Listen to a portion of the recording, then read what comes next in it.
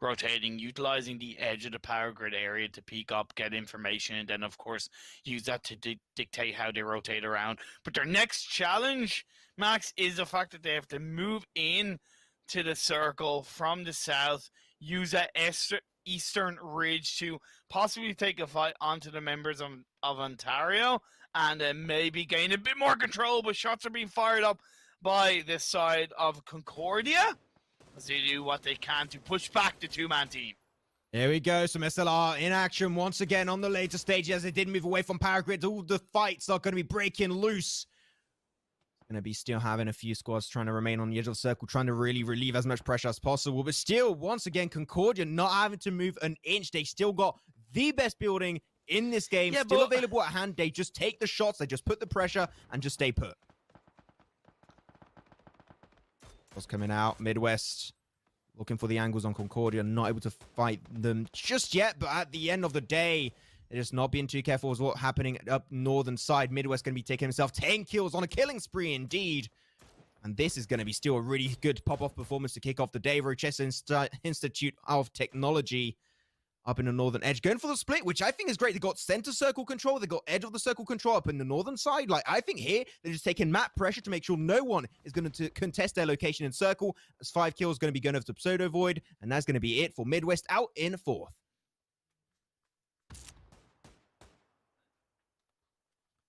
Concordia waiting. Mini 14 shots coming on through. Going to be on the RTX team. Unfortunately, nothing really able to get confirmed just yet, but unfortunately, it seems like the split is going to be actually not going their way just yet, as they're going to be losing one of their players. Rochester Institute of Technology kind of struggling with that split now, losing one of their players. The res will not come on through. But in Pyramid here, this game has actually gone way slow right now. Slow down a little bit. We're down to the last 2 teams. It's a 4v3.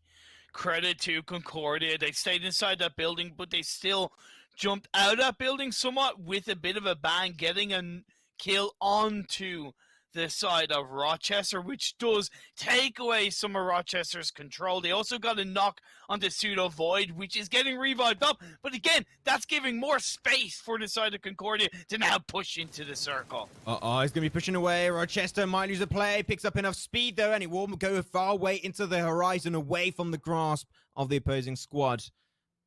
This game is already getting pretty intriguing. Concordia. Will it be Concordia? Will it be Rochester? Oh my god, I have no idea who's going to be taking this one so far. It's such an even game. They're going to be pushing down here, which make them very easy picking for the side of Rochester. Few SLR shots will be exchanged. Though, nice angle going to be taken away by Sneak Attack. Going with a barrel, picks up 1 kill, goes instantly for the flush. Very nice Imperium, as you just mentioned. Now it's going to be down to 1 play on their side. Pseudo Void, despite getting knocked away, can still gather a lot of valuable information. Hergshi has to take that fight solo. Going to be switching on over to the Mini 14. Picks up 1 potentially, and he does get it. So that is going to be it. And the winner chicken dinner will be over to the side of Concordia for game number 1.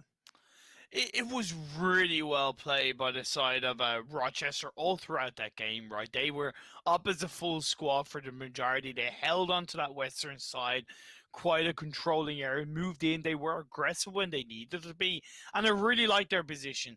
But, you know, it was that maybe kind of 2 split that kind of paid the price for them. And I said, I questioned Concordia's holding on to that power grid building, but when they disengaged away from that building, they felt prepared to take that fight against Rochester, right? They instantly got that kill onto the Rochester player that was inside the center circle.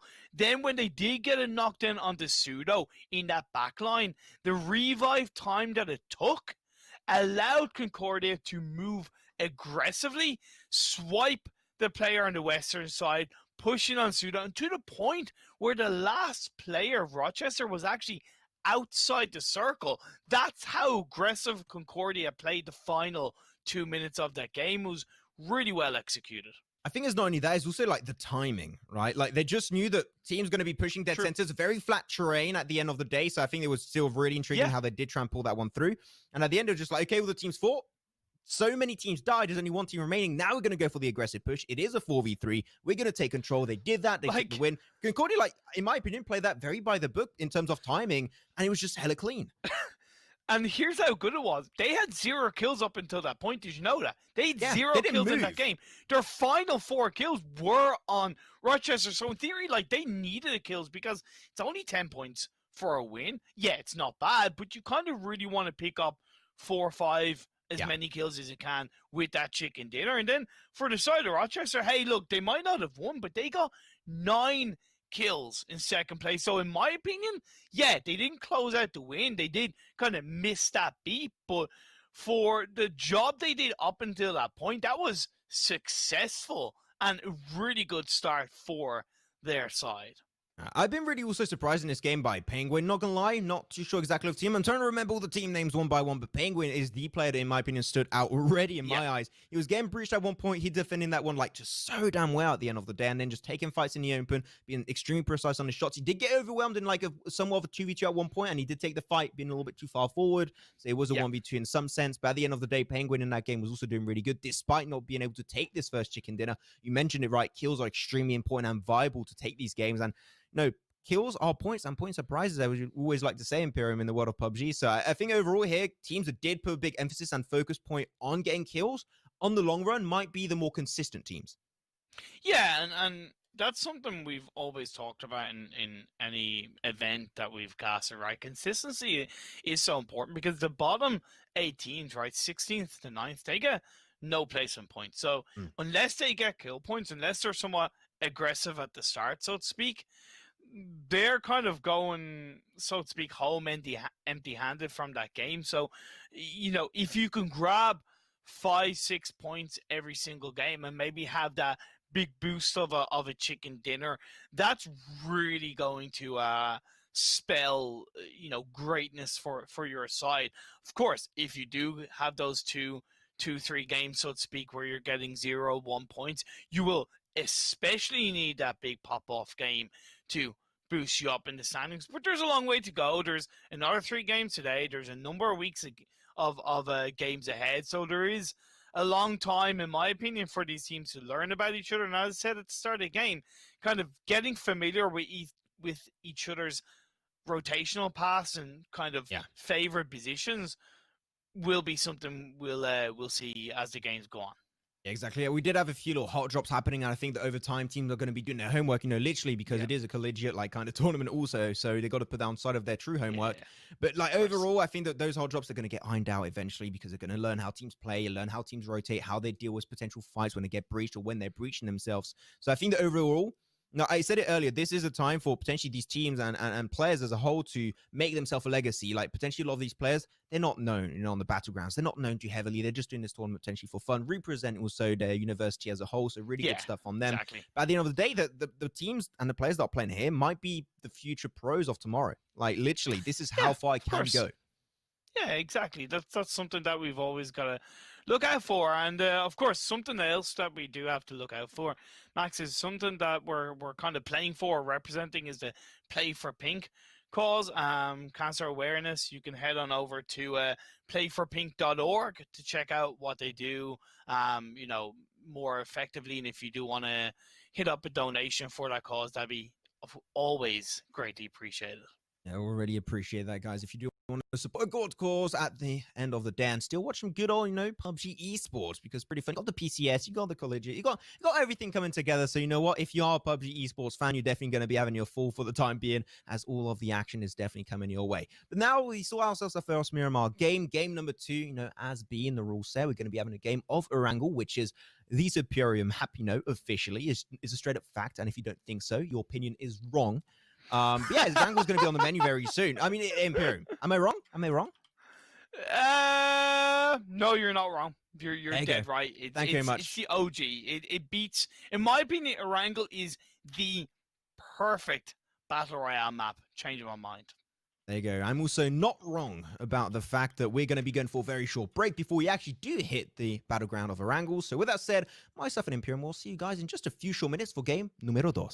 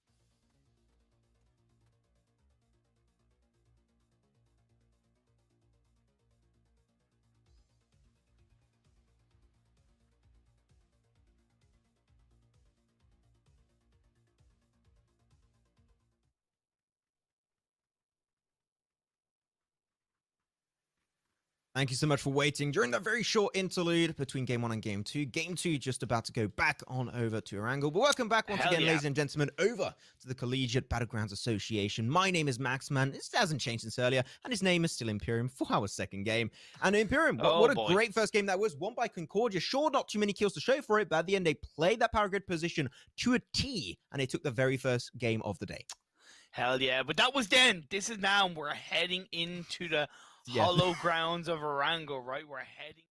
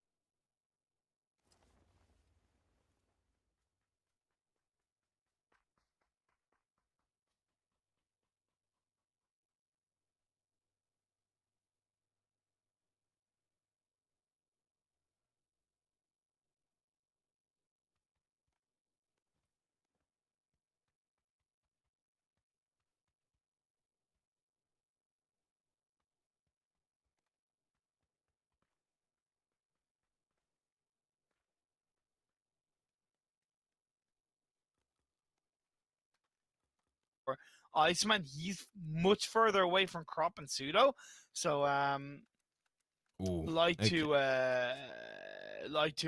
see him maybe join back up with the rest of his team, or at least use his angle to get information, but not really take those shots. Seems like our audio is back on. Sorry for that little technical hiccup on our end, but that's fine. We are back in action, and you can actually hear our sexy voices, myself and Imperium. We're pretty happy about that. You know what? That's cool. But back into the game, Imperium. Yeah, as you said, game number 2 going to be coming up after the first game won by Concordia. Now going to be having a few nice SLR shots coming out in the early stage, which always makes me feel good because the SLR is one of my fav weapons, and I always love to see it well used. Way better than I can use it myself, which makes me sad. I'm glad you're sad. I like seeing. I guide others to a treasure I cannot possess. Now, I like the fact that Florizona are kind of swiftly getting the hell out of there, just going, look, we don't want to take the fight early on. It's not worth it because we're outside the circle, and the longer we leave it to rotate, the harder it's going to be.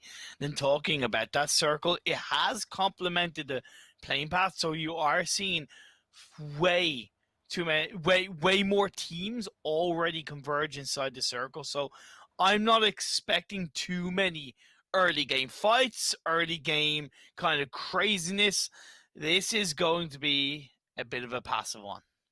Yeah, it's going to be a pretty safe one. Would you go over to Milta? Of course, Milta, no hard job's going to be happening over here whatsoever. Well, actually, no, wait a second. Oh, it's just not. Oh my God, I'm so confused with the textures now. Oh my God, this is so intriguing. I love this. You'll get there. I was like, wait a second. No, wait a second. There's no water. Could be Where's worse. the water? Where's the water? Could be worse. You could Could I call Picardo to be on again? Yeah. You could call Picardo Ponvoso, or the other way around. But we won't speak about that. Yeah, we won't. We'll just move on. It's fine. It is. Once again, it's almost 4 a.m. for us, guys, so don't judge us too heavily, please. Be nice to us. As a car is going to be picked up in the center, I'm seeing, I believe, a 3 or 4-man car rotation, which in a compound like Yasnaya can always have a little bother. A few neighbors you're not really expecting, but they will get away, unscathed. They'll make it back to another location down south of Yasnaya, and potentially even make it through the fields to a better location, center circle. Again, a little bit similar to what we saw from Florizona. Just Central Florida, just going, look, we don't kind of want this fight. It's not really worth it. Let's just get the hell out of there kind of thing. And just one thing about Central Florida is that they do have a female player, Span Cargo, the only female player in the Collegiate Battleground Association. And I think that's, of course, something that isn't, is nothing but a good thing to highlight, is that when you do have those female players competing at the top, it's absolutely awesome. We want to see more of it. Yeah, we say we got to support the boys, we got to support the girls too. You go into this one, there's a crate, drops on Exactly. down, it's got an orm. And you know what? We had some small boy action earlier. We had some SLRs, we had some mini 40s. Now we're getting into big boy territory with this one. And can't wait to see who's going to be using that one and potentially finding some juicy headshots. If someone gets it, you know, getting pretty happy about that one. Every headshot, I'm calling it right now, every headshot with the orm that comes out, I'm doing a €5 donation over to the Association of Play for Pink. And if you can do the same, by the way, by heading on over to I will match it. playforpink.org. There you go. Every headshot with the orm, we're going for it. Well, Raise the no, stakes. every knock. Every knock? Let's just go for every knock with the Okay, orm. every knock. You know what? Yeah, fair every enough. knock. Every knockdown is going to be an extra $5 in the bank. It's Crimson going to push on up. No one can like really heavily Potato Hill for scouting early on, which I think was this kind of circle. No, even if it's just a temporary stop, I would like to see teams maybe use that location to their advantage. As Southeastern, BMZBB. A lot of B's in that name. Going to be looking for that fight. Yeah, Yes. now we do see two-man team pushing it forward. But of course, you got to make sure that Chaotic and BMZBB do join up Teams. relatively quickly enough. They are trying to take advantage of that initial knockdown onto the side of Norwich University as grenades are being thrown out by Spirit Sanic. Not really connecting as of just yet. And, hey, I said this is going to be a passive start the game, but this is a little bit more aggressive than I thought, but I like it. Yeah, it is beams, by the way. My Mr. Producer man, chunks in my headset just told us. So it makes me think of beans, and now I'm hungry once again. So what the hell, man? But overall, there's going to be a pretty aggressive push. They did use those knocks as a way to get closer to this compound. So now they breached it, and now they just got to find the kills one by one. Hake trying his best to defend it. Unfortunately, not able to find the shots, and he'll get fall back instantly. Beams. Gonna go for the flush. He is already initiating this fight in really strong fashion for Southeastern. But unfortunately for them, look, they jump from the balcony side, and they're going to be peeking around. And I think he saw it, gets the information, and he knows he's 10,000 IQ, and he picks it up. Beams. He's doing so much work for his team into this breach. And now they're down to 2 players on the opposing side. How can they defend this one? They're taking it slow, which I like it. They're not going to get overzealous. They're not going to get overconfident. But grenades could make this fight for Southeastern a lot easier, Imperium. Yeah, but what I don't get is why Pluie isn't joining up with the rest of his squad. Why they still have to make that man advantage count? As Belsey does chuck out a grenade, gonna try and utilize that. He has not been spotted. No way, no way, no way. He has not been spotted. I'm potentially use the shadows through the smokes. He spots the shadows, and now he's going to go for the spray. But unfortunately, a little bit too high, my dude. They're not going to be on the roof. They are not Spider-Man, unfortunately. Southeastern, they're going to be taking the fight once again for themselves. Beams was taken away from this game, but at least they do take themselves the compound. You know what? 4 kills for 1 loss on Beams is good. But no more Beams. I'm a sad boy. Oh, man. He's gone too soon. It was a good life he led. Yeah. Imagine watching, Cars 3, and then you just spill the beans in the theater. Can we have a beans in the chat, boys and girls? I think we're doing too many beans. Like, no. Like, no. He got baked. That's all we can say, really. With that said, oh my god! There you go. Moving on by to what is happening. Midwest, also in a pretty decent spot. High ground position, surrounded by roads. Really good for scouting in the early stages. I like it, but it's more of a temporary stop because teams in mid-rotation could get a little bit of an upper hand on you if they do see you and spot you around the corner. I love the 2-2 split that's coming out from Central Florida. They're creating such a great control in the middle of this phase 1, right? You can see it on your screens right now, and it's a little bit similar for this side of Concordia, but they do still have coal, pepper, and okay, that's a bit of a pain. That's a bit of a pain in the ass, right? Because that takes way more teams outside the circle. It does create a much more clustered area on the eastern side of the circle. And hey, I don't think the teams won't be able to deal with it, but it does take a lot of core compounds out of play. Yeah, it's going to be taking quite a few away. Potato Hill would be a pretty good option, I think, for a lot of these teams back on over to Concordia. Find himself a few little shops potentially for themselves. This is Central Florida. That's always been a place I wanted to go visit, so one day that will happen, I hope. I'll go visit the boys. the Kar 98 shots will be not able to connect as of yet. But look at that. In Rozhok, you got one team just going to be able to normally easily rotate because the western side Imperium of the circle is completely free real estate for teams to take for themselves. And that's what I loved about the 2-2 split that was coming out of Central Florida, is because now they've joined back up as a full squad inside the circle. Bound to happen eventually. Oh, no, he's not going to get knocked No way. away. No way. Oh, my God. Pepper will not find the knockdown with that SLR. Going to go back towards prison. You know what, Max? But that is surprising to me. Jeez. He might be a little bit salty about that one. No, I think we're doing too many food puns. No! Come on, salt and pepper! You got to give me that one. Okay, you know what? Fair enough, Imperium. I'll give you that one. Thanks. You're welcome. Thanks. Hey, step it down. This is a hijack. Give us that car right now. We're far from the circle. We need it. Oh. Yeah, they are. They're on the far eastern side by Milta Power. Their rotation shouldn't be too hard because they'll be able to wrap around on the southeastern side. But the thing is, do they have that information? You have that kind of big mountain logging cabin terrain in front of them. They're not getting any information on the teams in the prison area, any of the teams on the northeast side of the circle.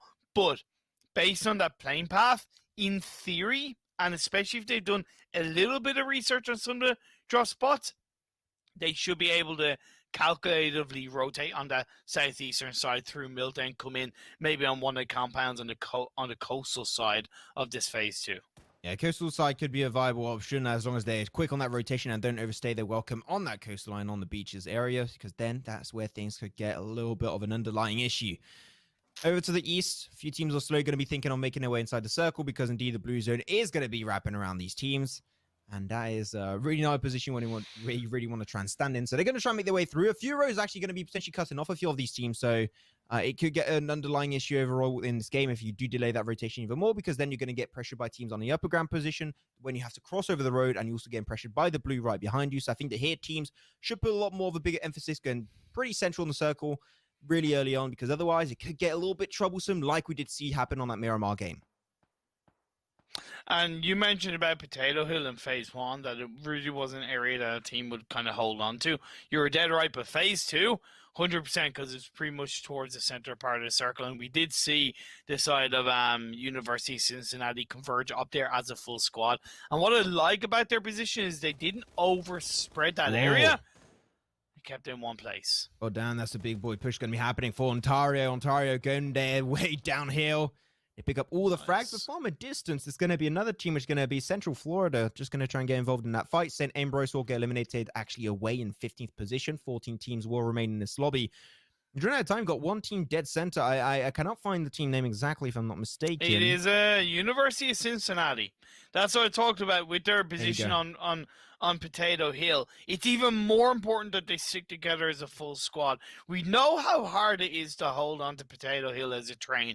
It's vast. It's got multiple high ground and low grounds, right? But if you're together as a full squad, maybe send one player out to do a bit of scouting. I do believe that is going to allow you as a team to control that area a little bit more, because you don't want to be too separated on Potato Hill.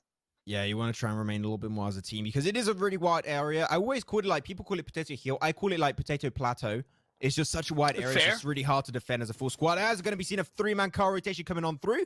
Rebels will be able to cancel that one out for the Midwest team. And he's going to go for a sexy double with that Mini 14. Now he's looking good, but he's again third party from a distance. He's got to lay low, and that will allow one of the players coming out on the opposing side to make it away for Alabama's University. Yeah, you got to be careful a little bit. Third party coming out from the side of UC Berkeley. That's going to hurt the push from the side of Midwest. Oh, there you go. The shot's coming out. Big Penguin popping into the kill feed once again. I mean, this guy is unstoppable, and we saw it in the 2 last games, or well, in the last game and this game now. Alabama, baby. And they're out of he is here. just looking insane. Now we're going to see a couple of teams now in the eastern side converge together. Either side of the road, you have the high ground, you have that low ground that's going to be separating them for now. I do see the side of MC taking a couple of shots and losing a player along the way. A bit of a feels bad man indeed for Midwest. Melbourne feels bad, man, overall, but Potato Hill, this is going to be the point of all contestants. Cincinnati looking good, but will teams try and contest eventually? I think we're going to have something similar to what happened on game 1 on Miramar. One team going center and all the rest of the teams playing edge of circle, which is not a surprise whatsoever going into this one. It's going to have a little bit of a backstab happening for Central Florida. Utility will be traded away, but they're not able to find that knock just yet. They're going to get into a car, which is a risky move. You got to pick up some speed to make it away. They will do so, rotating right behind that rock, so they're going to get that speed. They will make it far away in the distance, while leaving a few of their players actually potentially behind. Yeah, and the good thing is that on that position, they were not threatened by a third party coming out from the side of Southeastern. Plus, Southeastern are down to 2 players, so they're not going to want to push too aggressively. But talking about aggressively, you see Berkeley seem to be pushing aggressively for the Southeastern, are taking that fight against Florida. First knockdown from Pluie. Yeah, Pluie and Chaotic going to have to go for the push. But Chaotic's going to be down below, taking that one as a slow pace. They find himself on knockdown. I want them to converge onto that knockdown, right? This is going to be potentially their best opportunity to take this fight, despite being overwhelmed. Chaotic finds the juicy headshot. Nicely done. Onto big butt, apparently. Going for the final initial kill, potentially. This could be the end of the fight. This could be it. This could be Central Florida out of the game in 12 if they do not win this fight. Spancargo taking it, and unfortunately, she will be out. Central Florida will get also taken out in 12th. 11 teams still remain in this game with Chaotic already up to 5 kills.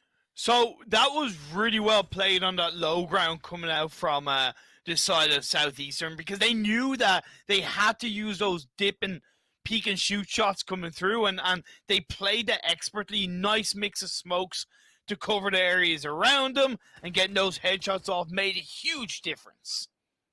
Did have a really big underlying impact on that fight. I do like it, but Midwest back into the kill feed once again.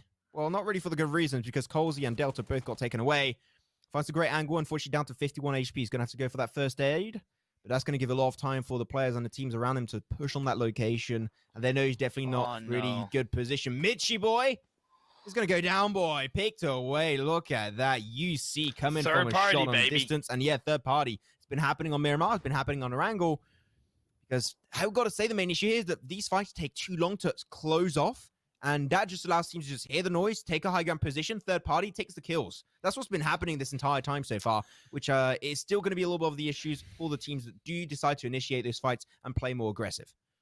And it's great for Cincinnati because they kind of know that now's the time that's okay for them to maybe go for that 2-2 split. Not too far apart and not too far down Potato Hill, but enough where they're able to control the terrain around them, get those shots off, maybe suppress the teams closer to the edge of the circle so they themselves, Cincinnati, can be more prepared for any team that does breach further up more aggressively. You instantly see Blockhead responding straight away, getting a knockdown on the kid.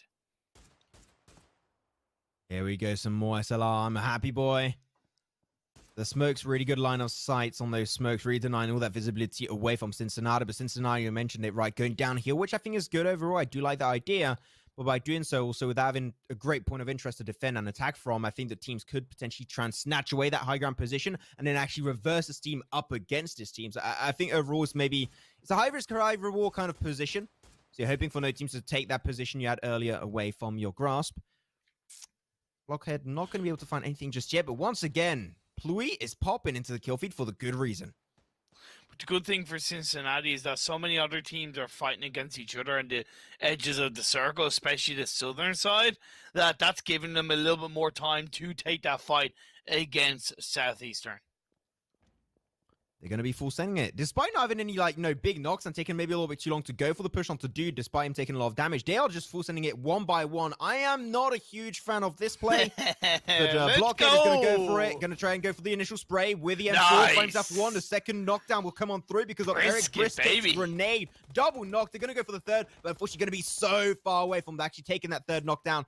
But Fago Oleg is going to be going for that great distance shot, and that's going to be it. Cincinnati picking up the 4-man squad wipe. And that's going to be 4 points going in their back pocket. Cincinnati doing what they do, grabbing those kills, using that smoke information that was protecting Southeastern. But you know what they say about smokes? When you see smokes, you see grenades. And grenades are flying out. You saw that push that was coming out from Brisket. It created that distraction. Sorry, not Brisket, Blockhead. It created that distraction, Brisket with the grenade, and that was worth Blockhead losing his life for Cincinnati. They do still stay firm inside this phase 5. It just came down to, like, Smokes, I can't be bothered to have to peek the Just information. Here you go, teamwork. take a grenade or two. You'll be fine with my grenades. And that was a great double knockdown coming out from Brisket at the end. But now the circle still Potato Hill, Circle Imperium. We had a Power Grid Circle on Game 1 on Miramar. Now we have a Potato Hill. Like, we're being delivered such good circles rotation onto this one. And some teams definitely are delivering, like Cincinnati. And a few teams potentially trying to snatch it away. And you can see, especially on the western side, you're going to have yourself good old Rochester taking that position potentially for themselves, as well as inside the crates. Just a med kit. But that could still be good if someone wants to pick it up for themselves and go full health.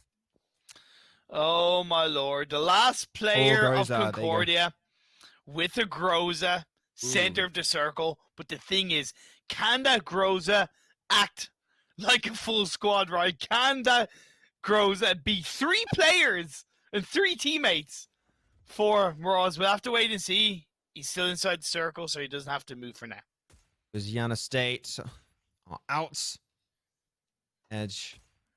Trying to take the edge on this fight versus Pluie, but unfortunately Pluie is going to be finding himself a nice little hiding spot in that shack. But unfortunately for Pluie, unfortunately for him, his shack is going to be in the blue in a matter of seconds. He's got to start pushing on forward, but Brisket going to be found a way. Despite having the orb in hand, he did not have the chance to use it. Edge is going to be also taken away. Fagaholic left stranded as a one-man team. He's going to be spotted away. And unfortunately, this is why I mentioned Imperium, right? You're going downhill. You're going to be contested. And that is going to be it. Cincinnati are out in 9th. 8 teams still in this lobby. And that was a risk that I was mentioning earlier. And the fact that they did stay there for too long without really moving and taking those fights really earlier attracted a lot of unwanted attention towards their location. But now over to Rochester, trying to slowly make their way over to the western side of Potato Hill. Going to be contested by New York City. Nays will get chucked away. The utility will be chucked away. The smokes are coming on through in really good fashion, denying all that visibility from both sides. But really, I would say here, maybe delay that fight, go for Potato Hill, then take the fight from up above, which is what Rochester is trying to do. Circle centered up quite nicely on the top of Potato Hill area. North Carolina are looking to rotate more on the northwestern side and maybe just find those angles on this side of Rochester. Beck is doing a great job with that M4. Got hollow in his hands. The prone players are going to come out to peek and shoot positions, but that's pseudo void having to back out. That's what we call instant regret. Pushed too far, took a few shots, runs away. Regimes going for the spray on that barrel. Unfortunately, the rest of his team is going to be the one finding it, especially Winlow. Really well executed. Wow. And that's going to be the state of New York taking himself that one. GG, well played to them. Keep on pushing up, but another team is going to be just lingering in the distance, and that's going to be Florizona State. They are just moving back. They do not want to take that far on the western side. They are aiming for the long game Imperium, and they're going to move over to the eastern side, which, is that too passive? Oh my god. I'll let you think about that one. As Chaotic. Southeastern. Ooh. 12 kills. 12 kills for Southeastern. 12 kills, max. This is training. 12 kills. They're getting fed. Southeastern, looking for the angle, just peeking his way up. No information whatsoever on the receiving end of those shots. They're going to be moving downhill just a tad, which I think is a little bit, maybe not the best course of action going downhill there. You're making it a little bit harder for you on the long run.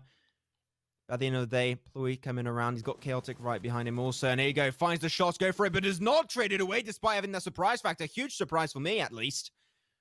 Chaotic, still, he's got 6 kills. If he dies now, still, they can prove and say that they had a great first performance here. And he will get confirmed away. Southeastern will be out in 7th. But still, what a game from the Southeastern team.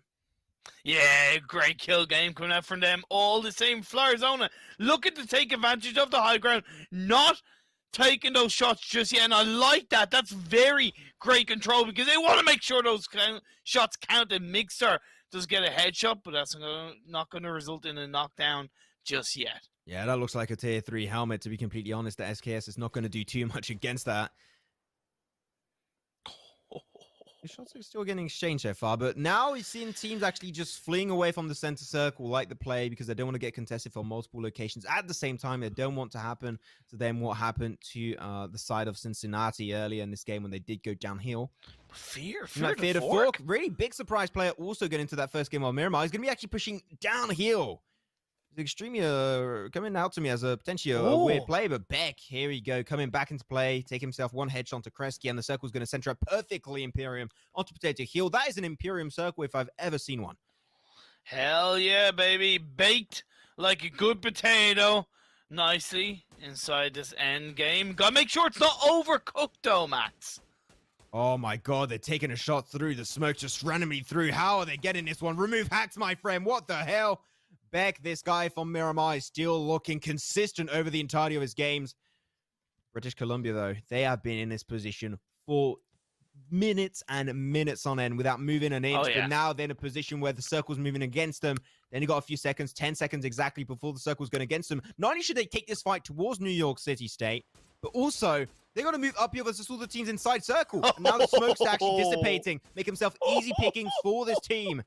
And Beck is just capitalizing on this opportunity. He's already got so many kills going their way. They're looking for way, way more Imperium, but currently in circle. I'd like the fact also that New York City State, right, they got one player, which is Regimest, inside the circle just to, once they take that fight down south, they can just send the entire team back in circle itself. It's great insurance. I love that play. Great insurance policy indeed.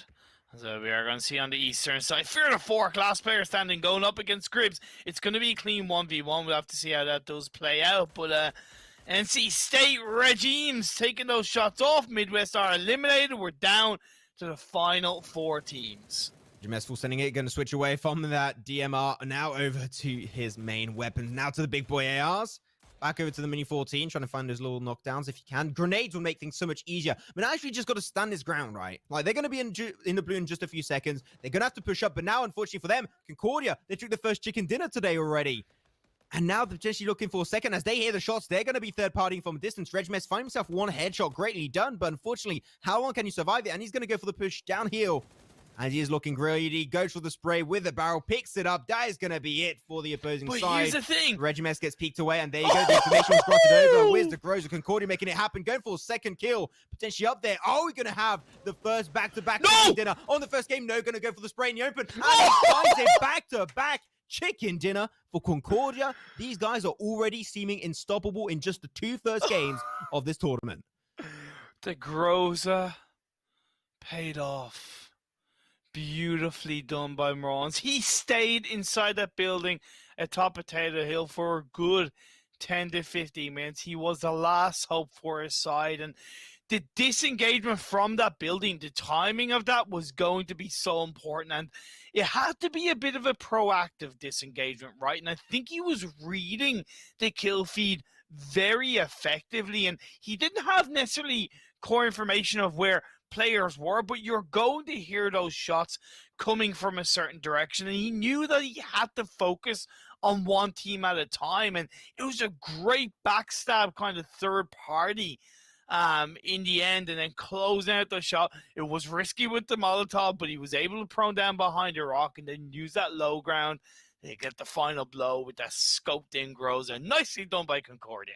Yeah, and overall Concordia doing some really good stuff. I mean, 2 games and already a back-to-back chicken dinner. Like, I'm out in a vibe of this team that's like, they are looking good. Maybe that's why they're called Concordias, because they're like Concords and they just full speed. Even though the Concorde isn't active anymore, but I just wanted to make that terrible joke. Thank you. Thank you very much, Imperium. Really appreciate that. But there you go. That is going to be it for our second game on Erangel. I mean, our first Erangel game has delivered. Our first Miramar game delivered, at least in terms of circles. And the game has been good. Concordia also delivered. Like, so many things have been delivered to us into these games on the silver platter. And I'm enjoying every single second of it. And we're only down 50% of the action coming out today. We've got another Miramar. We've got another Erangel. You know what I'm going to tell you guys? If you want to check it out, we're going to go for a very short break. So stick around, because game number 3 on Miramar is going to be on your menu in just a few short minutes.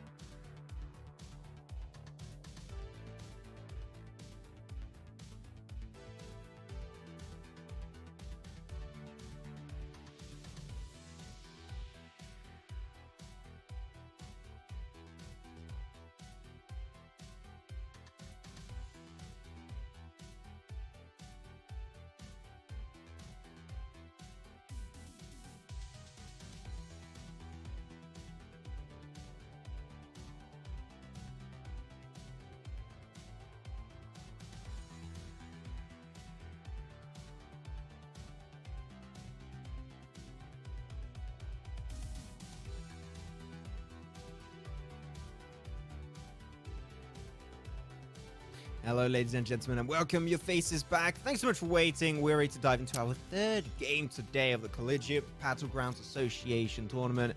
It's been a wild ride so far, Imperium. We had one game on Miramar, one game also coming out on Erangel, and it was actually over 2 games, a back-to-back win from Concordia.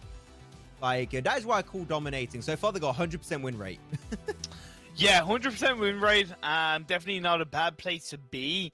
But I have to feature Southeastern from that game too. 12 kills, man. 12 kills. Like, standout aggression, calculated shots, chaotic, I believe, with 6 kills alone. Divine play from Southeastern in that game too. And, you know, we talked about kind of circle shifts. When was the last time you saw a clean Potato Hill finish in Erangel, Max? It's been a hell of a long time for me anyway. Yeah, I mean, we had that also on the first game on Miramar. We had like a very close finish of Power Grid. Like, the circles have been delivering in really good fashion with circles that we do not usually see. I think, it's fun on a spectator perspective, but like from teams that do not know too much about each other, maybe struggle a little bit on those rotations, those are not fun times. Yeah, they're definitely not fun times because they're struggling the circles. They're not good to play with. They're not many compounds. That means you've got to play into the open. You've got to know the terrain, like the back of your pocket. It is a really tricky kind of day so far for a lot of these teams. But I think that, going into the next game, I'm hoping, even though I think they're pretty fun to watch and cast, I'm hoping for like a more normal circle, just so the teams can just breathe in, breathe out, and just have a little bit of a more breathing space for themselves and just relax more into the next 2 games. Yeah, but then again, it's also up to them to maybe, even though they're playing game after game after game, to have absorbed as much information from that game on how the other teams around them rotated, positioned. It's always hard because you kind of do that from VOD reviewing. But if you can still kind of live review and as you've rotated on phase game 1, you kind of go, oh yeah, I see maybe this team or this player. As you've even grabbed a few kills from game 1, you kind of maybe gone that kind of A to B thought process of, okay, well, we took down this team there. We know they dropped there, so they maybe pattern this direction. There's always something to learn and always something to grab along the way. So I hope that as many teams as possible have done that. I do agree, Imperium. But with that said, we're still going to be making our way.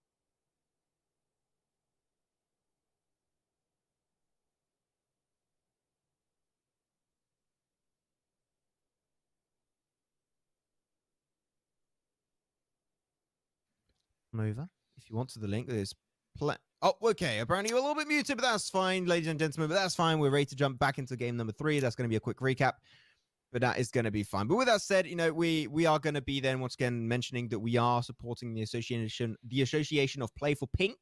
So you want to head on over maybe to playforpink.org and support that organization that's fighting versus breast cancer, and maybe do a donation or just get a little bit more educated on the matter.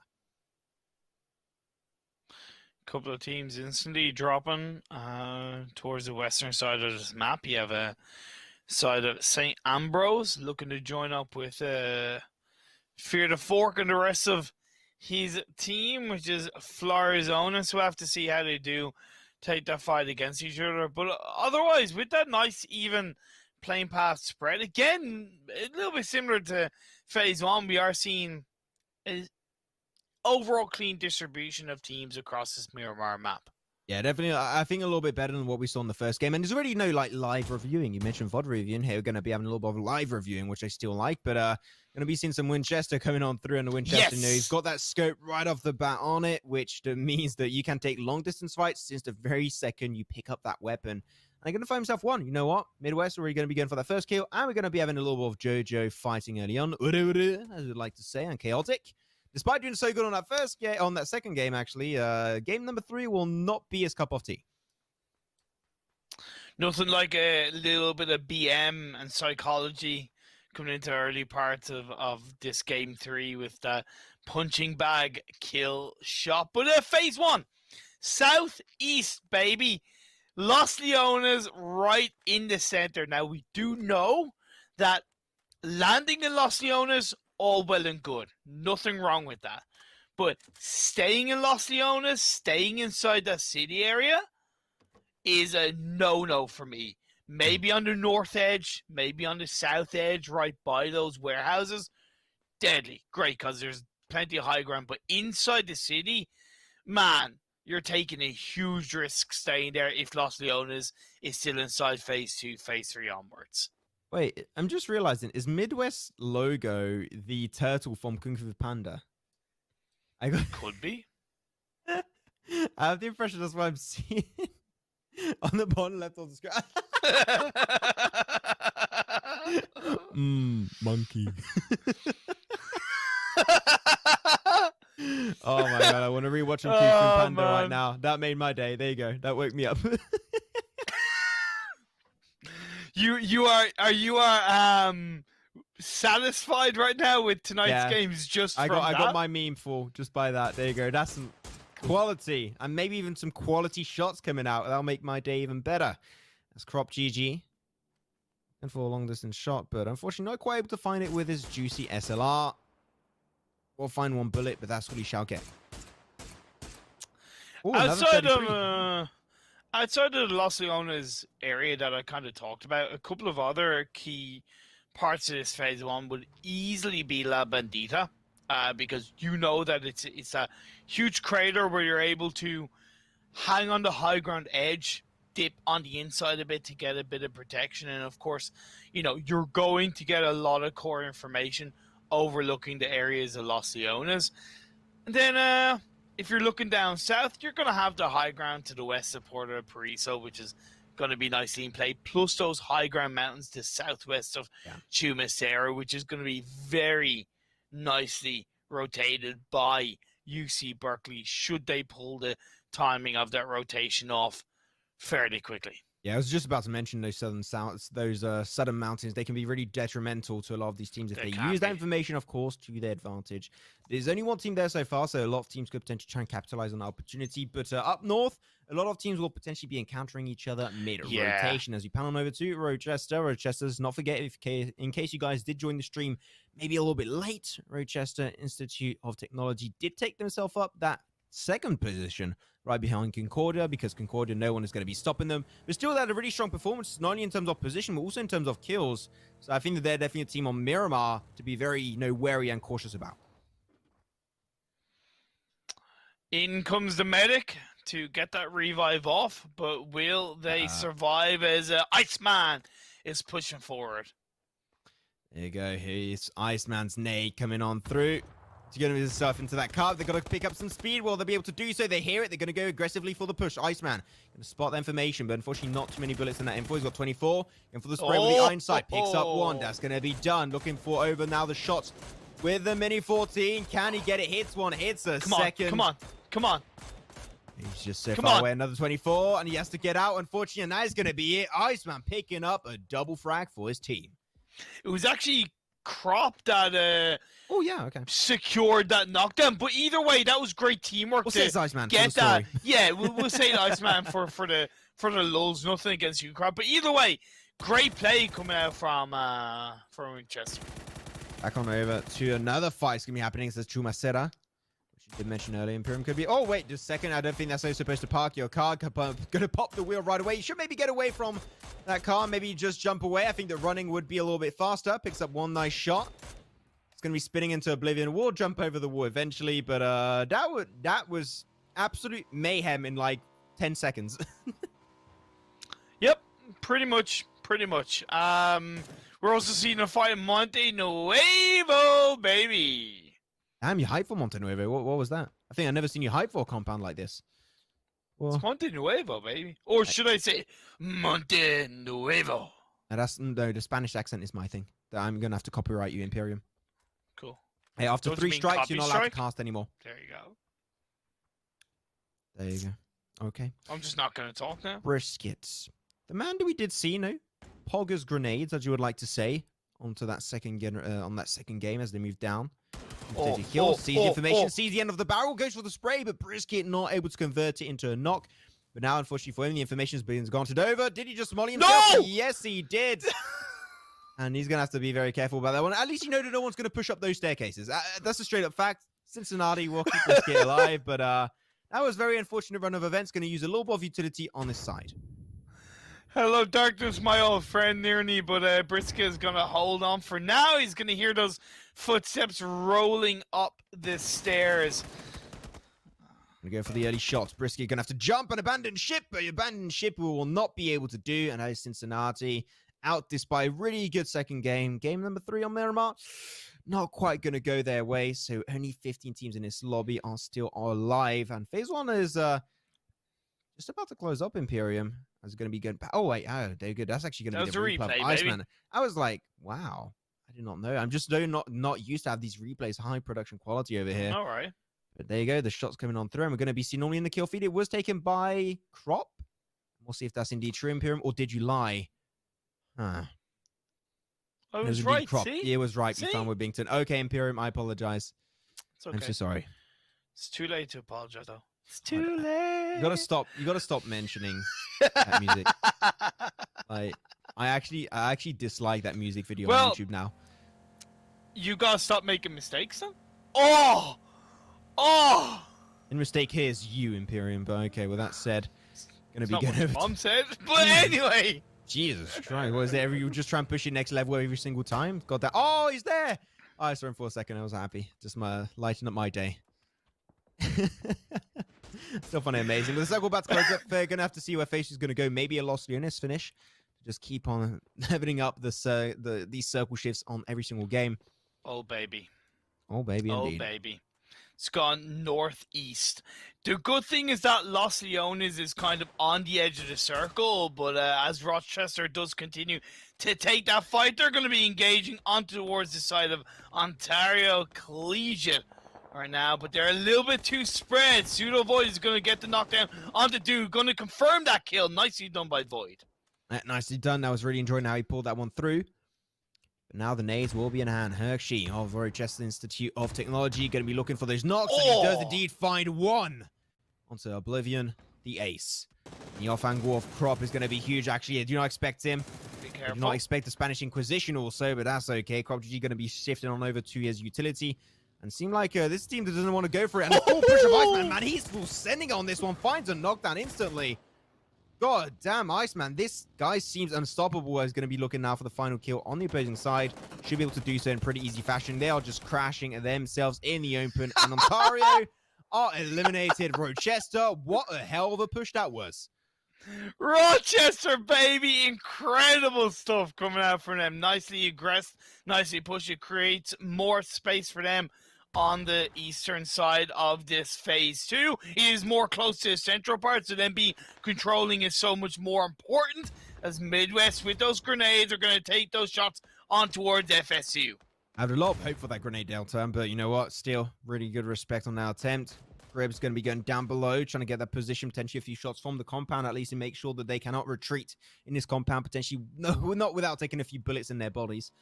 So overall, I think the hit, Grib's got a great position, going to spot one, going to go for the second minute, got to continue that spray, continues the spray and find himself a sexy double onto FSU. And overall, this position from him, from Gribbs, is just so worthwhile. Going to convert 2 kills, even potentially a third. Is going to switch on over to the SLR. And a little bit more scoped in.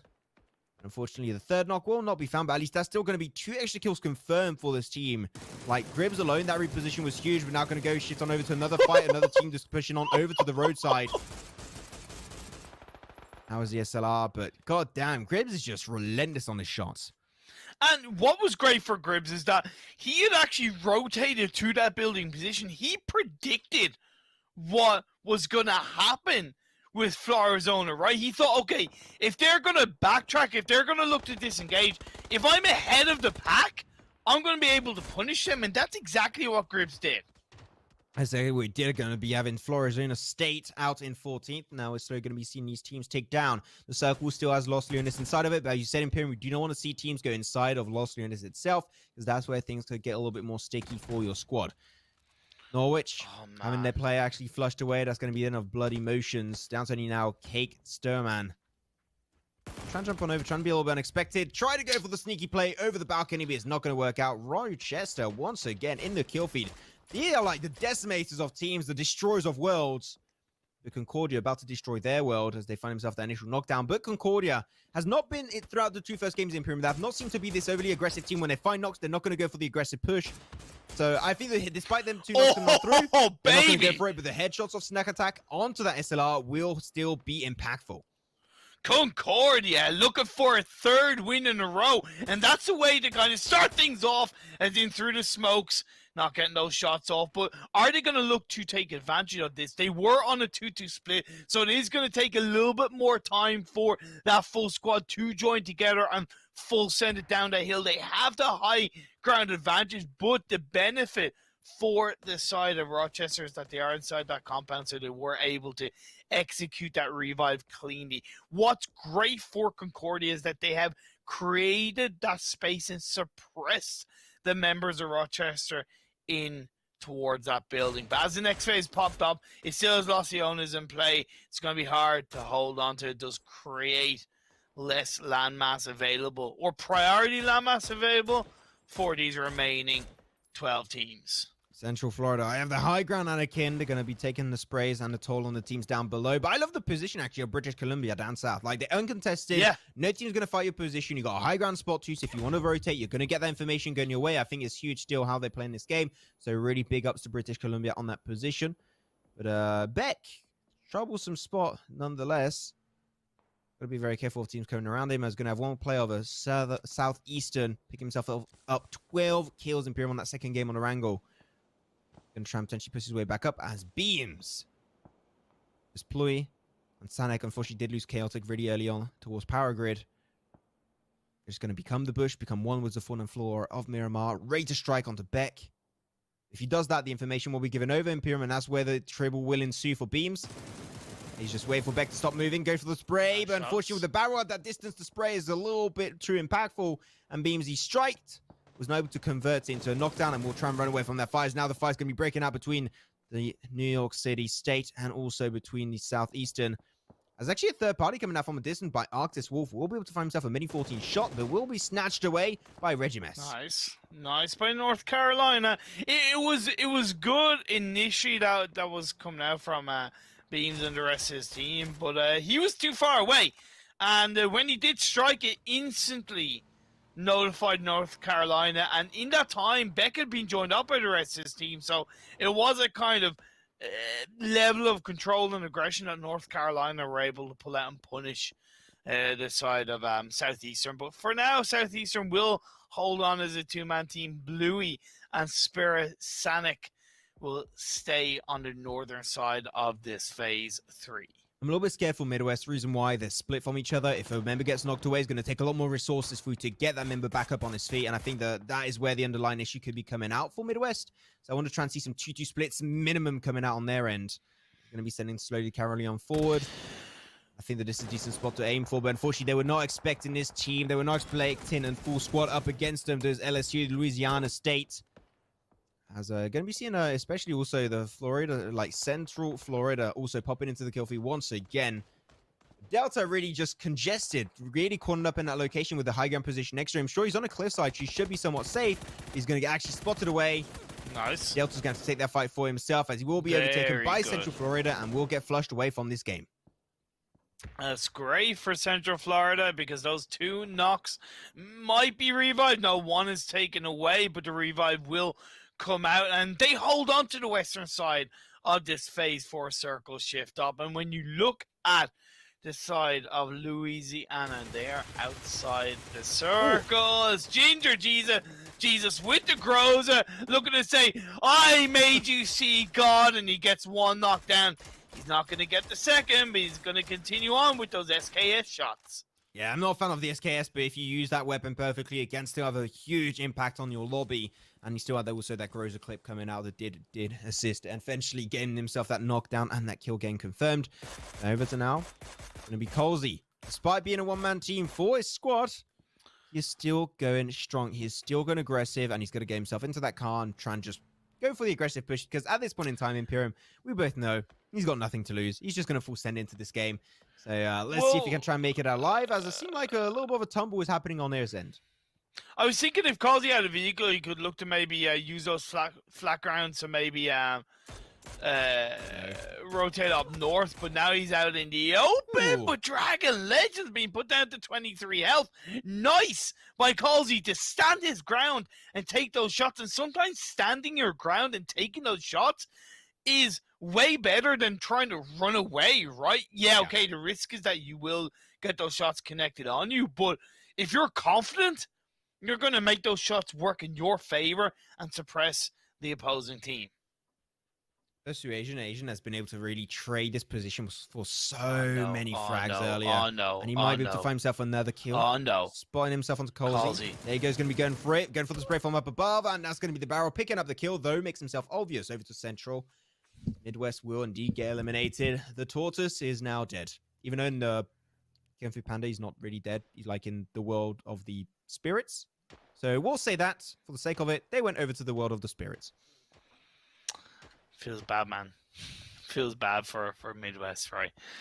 He did such a good job of suppressing this side of the University Center, and then he ended up getting backstabbed by Sunonian agent. But now we come over to UC Berkeley. You talked about their position. They've been constantly on the rotating play from the south side of Los Leones, and because they've been constantly proactive, they're in a position where they're able to grab control of these circles. Not in the center, but not on the very edge, right? And they're looking very confident in this game so far. I just realized we got a team called UA. Like, that is the name of the school in My Hero Academia, and I'm actually extremely hyped right now. UA, the school of heroes and the school of also pro players of PUBG. There you go. Didn't know they had a PUBG section in that school, but that's still great to see. But UA, unfortunately, getting overtaken by the villains of the story. This is not the redemption arc anime. And they're going to be using two of their very, very precious players. As Berkeley going to be actually a great influence on this fight. But unfortunately, this is what happens when you rotate late into the circle. The Blues is going to take a toll on you, and the teams will be having some kind of a gatekeeping position on you. So unfortunately for them, UA will be losing 3 of their extremely valuable players. Now looking over towards Louisiana, that's going to be him eliminated, and down she goes, there she blows. That's going to be it. GDWR player Louisiana trying their best, but it will not be paying off in this game. Talking about what's happening so far in this game, 10 teams are still in this lobby, as SAU actually under fire pretty heavily by the New York State. Looking a little bit more, no. Interesting, as this circle is actually not going to go downhill, it's going to go uphill. That means the teams has got the high ground position, like deciding though Sneak Attack and all the rest of his team will be having a really big influence and impact on this game potentially, as long as they get that synergy in play, as long as they spray down similar targets and work together. That is what I want. If they do so, they should be okay. But UTK could be getting himself a little bit of a sneaky angle, as they do have a high ground position up above this team. Overall, the unexpected could be happening. For Concordia, normally I would question that 2-2 split at this late stage of the game, right? But based off the fact that they've won the first two games, I can't help but go, yeah, they're confident of making it work. Let's see what they can do with it, right? I said at the start of this broadcast, open mind, let's see what the teams can show us. Concordia have shown us in the first 2 games to have what it takes to close out these games. We'll have to see it work on this 2-2 split. I'm definitely more of a fan of that 2-2 split coming out than their 4-man split that we saw earlier, so at least they can go for the res if needed. That's going to be an eventuality, as Cooley Awesome is going to find himself that initial knockdown with his team. Looking for a second, Central Florida, they just had to full send it over in that muscle car. They lost almost everyone except 2 of their very precious players. They're going to find themselves a decent half position to hold on to for the time being. British Columbia. Cruzy is going to be taken over by British Columbia. And I mentioned this team in towards phase 2. Yeah. Their position down south was huge. At high ground position, uncontested. And now he's going to slowly reward them with kills and a long-term potential gain. But now, unfortunately for them, on the edge of the circle, the information was granted because of their shots taken towards Central Florida. And now they're going to be on the receiving end, potentially, of the bullets chucked on over by the side of Concordia. Next phase popping up. Where is it going to go? Is it going to center up? Yes, it does indeed, but it goes a little bit more north than maybe some of the teams expected, but it is going to favor the side of North Carolina because they can use that low ground dip by the side of the road to their advantage to hopefully gain control of the northern half of the circle. You see Beck right there. He's doing a great job. He's able to get information, join up with the rest of his team, which, hey, look, I don't mind that, but it is important that they do think about moving into the center of that circle. I think it's good to try and rotate away because I think he's expecting a lot of teams to know that this is a hard circle. This is really hard for the team down south that they're going to have to potentially try and full center. He's going to actually go back into the center, which is really intriguing. I thought he had a game plan, but it seemed like back to get some resources from the rest of his team. What? He brought Arctic Wolf. He went back and picked up a teammate. Yeah, that's the resource. And brought a teammate. That's the resource he brought. Teammates are resources. Just pass them on over. But yeah, they're going to put back as a two-man team like that. They can go for the res if needed. They can put a little bit more pressure also from their little dip behind that roadside. But now, British Columbia, they got to go for the push using 1, 2, 3 of their players. Able to trade it off in pretty good fashion, though. Sneak Attack going to be doing some work with himself on that SLR. Oh, be careful. British Columbia taking that spray. They're holding on their ground, Imperium. British Columbia, despite being in such a tricky and troublesome position, they are doing extremely good performance. The blue zone right behind them is going to slowly engulf them. They will not have the time to go for the reses, and they know that during that time, Concordia, they can hold on strong. The first aid potentially coming out, and Concordia will be able to get that first aid down. And now he can just go back to spraying down the opposing side of British Columbia. It's Concordia, though, going to do two things at the same time. Taking pressure down south and also pushing their way towards Rochester. This is maybe a little bit too much on their plate. It seems like British Columbia will go down eventually, and now Concordia can put their focus on making it inside the circle itself. Yeah, 2-2 split initially that came out from the side of Concordia. Kind of put them in a little bit more pressure against British Columbia, but they stood their ground. Culpeper joined up. They did lose a player on that rotation. As you see, Berkeley are eliminated. The circle, of course, does also favor the side of Rochester, who are still up as a full squad. Down goes St. Ambrose. Ginger Jesus, a.k.a. Imperium, looking really, really good in that one, despite being the last player of his team of UA. UA high score looking good and as strong as the anime as I remember, so making me proud on that one at least. Beck still looking insanely good on those DMR shots, but unfortunately not able to convert in and off just yet. They're going to send himself Winlow dead center, but the shots are just not connecting for any of the teams down south because they're just mainly also so focused on each other. They're mainly just not able to put their focus on the teams up north over into the fields. And I love what they're doing so far, Imperium. They're just spreading themselves super thinly to get all these different angles of fire. And the circle is going to be looking still once again so good for this team. I love how currently they're playing for the side of New York. Yeah, but then again for Rochester, once they get rid of, so to speak, Concordia on the southern side, they will have kind of firm control of that compound that's still in play. They'll have firm control of the southern side of this phase, and that could allow them to spread their wings a little bit and just spread out of those buildings kind of one by one, grab a little bit of information, maybe then start to steamroll that push. But we'll have to wait and see. Is Regime staying on the outside of the circle, punishing one of the players of Southeastern, and that's great. I'm okay with that because you don't necessarily expect it, and he's giving information over to the rest of his side. Oh no, you got to hit those shots, Pepper. Oh no, not going to be able to hit them. Unfortunately, the blue zone's going to be engulfing them, and I think that here Concordia should have just gone for the aggressive push, but no, actually going to be driving on by down to 6 HP. Got to be careful. There's still one player over there going to spot the information, looking for the players over Rochester. One of the players of Rochester did leave the compound, but he's got to go for the flushes while he still can. Goes for 2.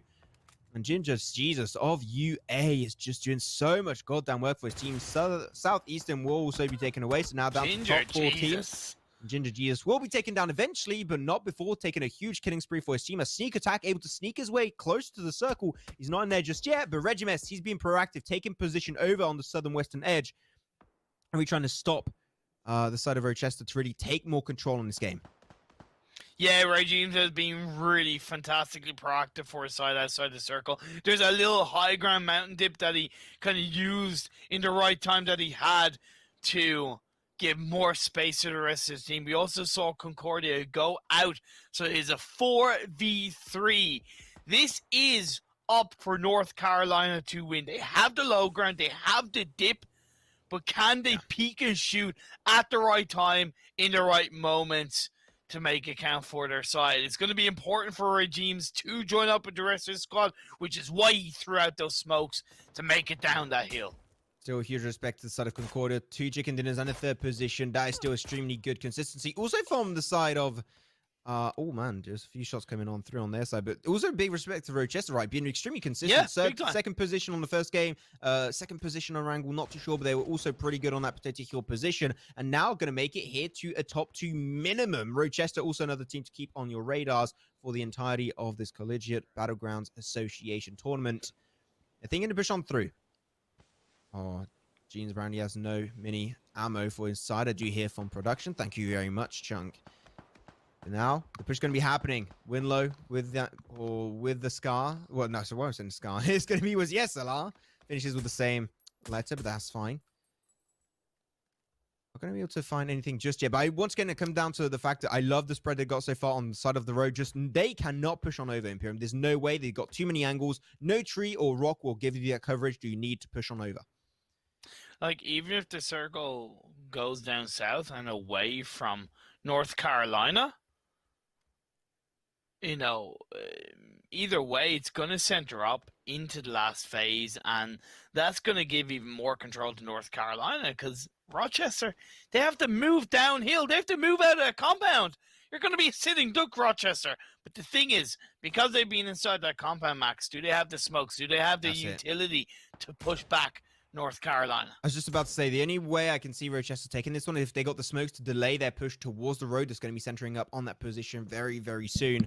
And then potentially you're going to be seeing the side of a New York State that can potentially try and, you know, put the pressure down. If they still got some nades and some mollies, then that could really turn the tide of the fight in their advantage. But that is really going to be close. Like, utility is going to have a huge underlying impact on how this game is going to be potentially closing up. Still, like, it is going to be a 4v3. Was Rochester take himself one of their players down earlier to the side of Concordia? Who's going to be taking this game? It centers up by North Carolina. It centers up on the road. Right. Again, Rochester, they have to think about how they move down. Time's ticking. 2 minutes 30. It's closing in. The shots are being fired. That's going to be a nice smoke being thrown out by North Carolina and Rochester. But Rochester, I think it was thrown a little bit too far. And now the shots are going to be thrown out by Beck. It is important to North Carolina. Keep pressure on Rochester. Give them no room to breathe. Exactly, that's going to be a main focus, though. Nice little angle held by Pseudo Void. The knock will not be found, but at least he's going to be forcing a little bit more resources out. But we did mention the smokes, right? Imperium going to be having a huge impact on this one, and the smokes will indeed come on through, giving a huge opportunity over to the side of Rochester as a 3-man team. They got Crop, they got Hershey, and Pseudo Void already becoming names in just 2 games, and also now 3 games over here on this other map of Miramar. Rob's going to go for the wide push more on the western side, looking for the angles, looking for the knockdowns. But I really like how just New York City State are just playing this line, playing this little ridge for themselves. They can just keep on peeking up and down. The grenades will be flying on by. But really, this is just Rochester desperate to find a more central position. Now the circle's going to be centering up on top of the road. Nice break coming out from Hershey of the side of Rochester. We're going to send the entire team on forward now. Pseudo Void maybe standing a little bit too passive on the backside. Hershey did get confirmed away from this game. Pseudo Void's going to be found away, and that's going to be it. There you go. The New York City State will be taking that one. Yeah, indeed. Nice chicken dinner coming out from North Carolina in this game 3. And Rochester, to be fair, I'm going to give them credit. They made a great push down that roadside. They did throw out the smokes, but the thing is, right, you got to try and balance between smokes you get across the road and still trying to grab a little bit of information to maybe pick off the shots and maybe get a knockdown. They did get a knockdown on the Beck, but because North Carolina had that man advantage, they were able to make it work. And able to make it work in really good fashion. Like, that circle was really good. I want to also still give a really strong shout out over to British Columbia. Like, that southern position was just well played. At one point, the circle kept on shifting up north, so it was really hard for them to be able to keep up with those circle rotations at the end of the day. But I think overall, they had a really good idea, and that high ground position was just really valuable for just converting it into kills, which they were able to do on a pretty regular basis. So overall, for that one, just big shout out to British Columbia, despite them not really taking no big positioning points, but in terms of kills, I think they did show up in pretty good fashion.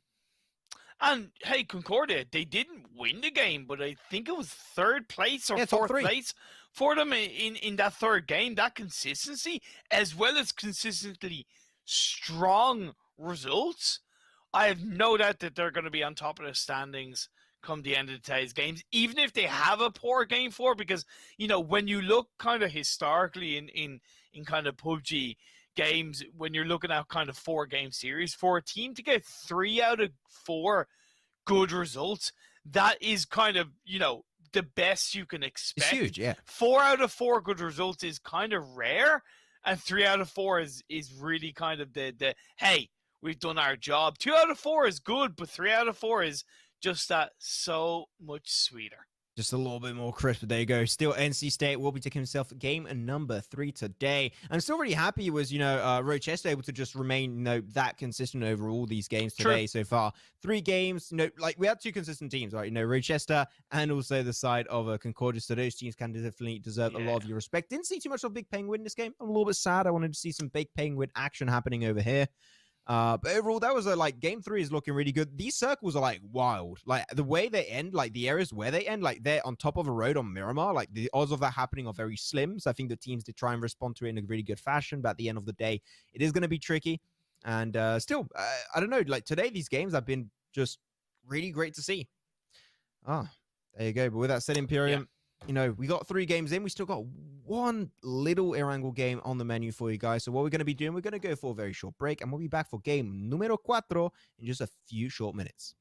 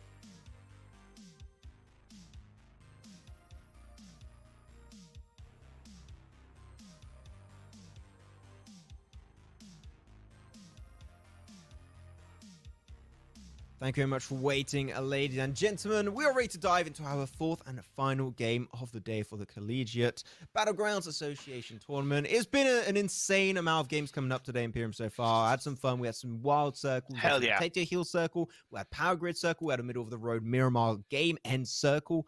Some wild games all around the board, but overall, some teams have been coming out rather consistent over the entirety of today. They have, most notably Rochester and Concordia, really kind of stepping things up. Whether it's kills or placement points, they've really, in my opinion, carried themselves confidently and shown their strengths along the way. And I'm expecting bigger things from them, but I'm also expecting big things from this game based on this plain path, nice from the west over to the east.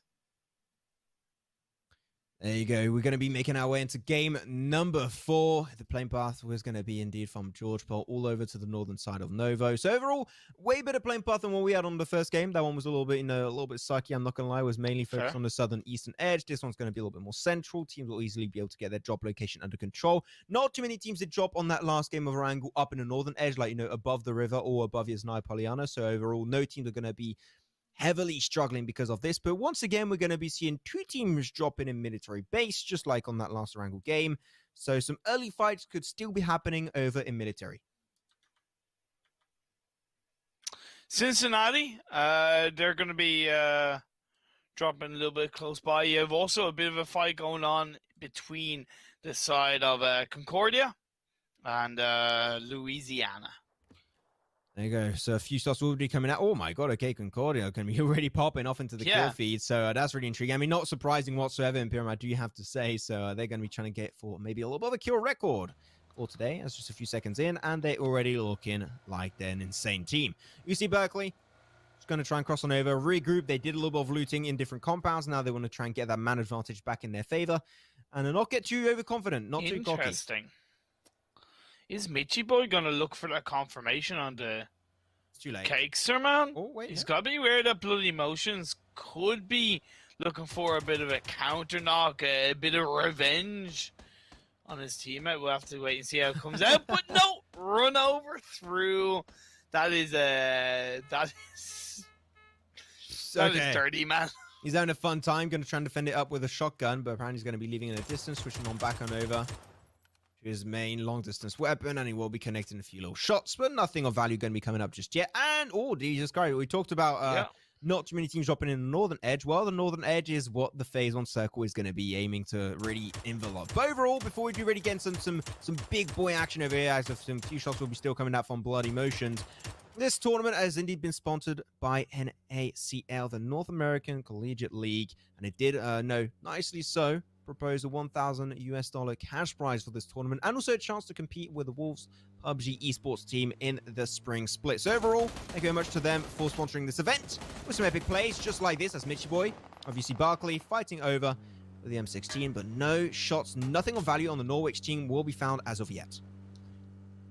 Great spray control on the side note with the M16 and that burst fire mode. So really great play coming out from Michi Boy.